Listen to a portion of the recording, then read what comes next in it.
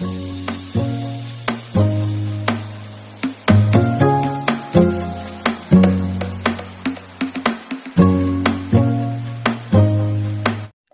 guys! For today's video, samahan nyo naman ako magluto ng sopas. Ayan.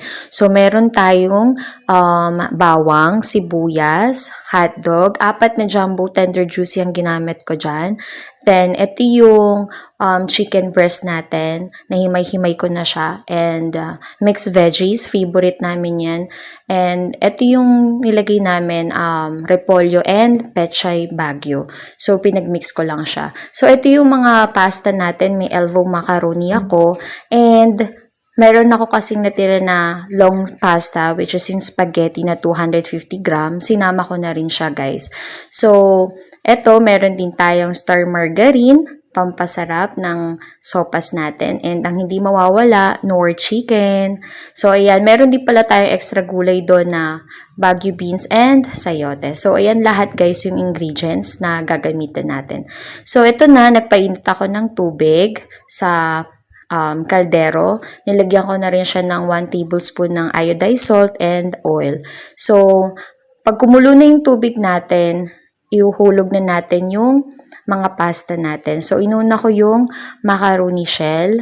Then, pagkatapos, nilagay ko na din yung isa nating pasta. Ayan. So, pinutol ko lang siya guys sa gitna para hindi siya sobrang mahaba. Para saktong-sakto lang siya sa kaldero natin, 'di ba? Yan. Tapos, halu-haluin lang natin para hindi sila magdikit-dikit. Okay. So, ayan. Halo-halo. So, ayan. Tinakpan ko muna siya ulit. Then, kapag kumukulo na siya, yan, pwede na nating i-check kung medyo half-cook na yung mga noodles natin. Kasi, gusto ko half-cook lang muna. Gawa, mas maluluto siya mamaya. Okay.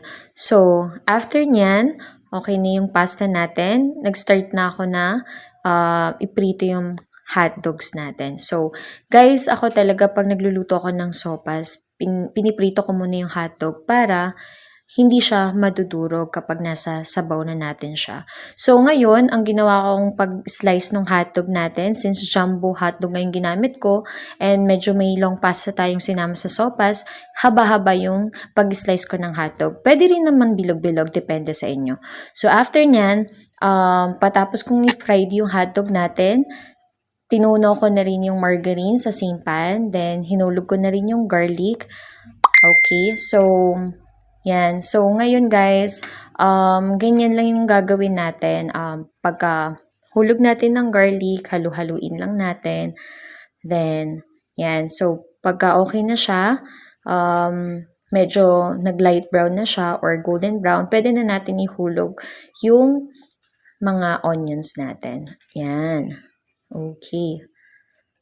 So, ako talaga guys, pag nagluluto ako, marami akong nilalagay na bawang at sibuyas. Yan. Kasi guys, pagka mas maraming bawang at sibuyas, mas mabango at mas masarap yung niluluto nyo. Yan. So, pag okay na at nag-aroma na yung garlic and onion natin, pwede na natin ilagay yung mga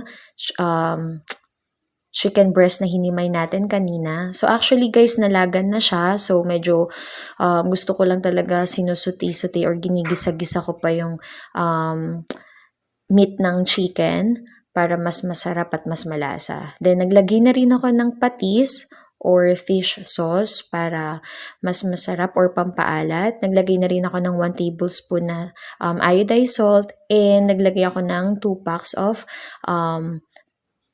paminta or paminta powder. So guys, ganyan talaga ako magluto ha. Marami akong maglagay ng paminta. So, again, naniniwala din kasi ako na pag maraming paminta, mas masarap yung niluluto and dagdag spices na rin siya. So yan, hinulog ko na din yung sayote and yung Baguio beans. Then, after nun, nilagay ko na din yung mga mixed veggies natin. Yan. So, guys, ito kasi talaga, ganito yung style ko ng pagluluto ng sopas kasi ito talaga yung favorite ng anak ko, yung mixed veggies or yung may mais. So, naglagay na din ako dyan ng konting magic sarap, pampasarap, sabi nga nila, 'di ba?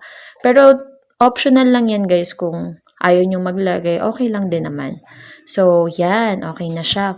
So, after nyan, hinulog ko na pala guys yung mga veggies na ginisa natin dun sa pasta natin na may sabaw. Then, nilagay ko na rin yung hotdog and ito yung mga repolyo and pechay bagyo natin.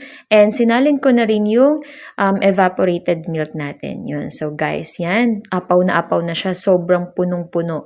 So ayan guys, okay na siya. Kumukulo na siya. Ayan. So you can see naman na masarap at milky ang sopas natin. Tara, kain na po tayo.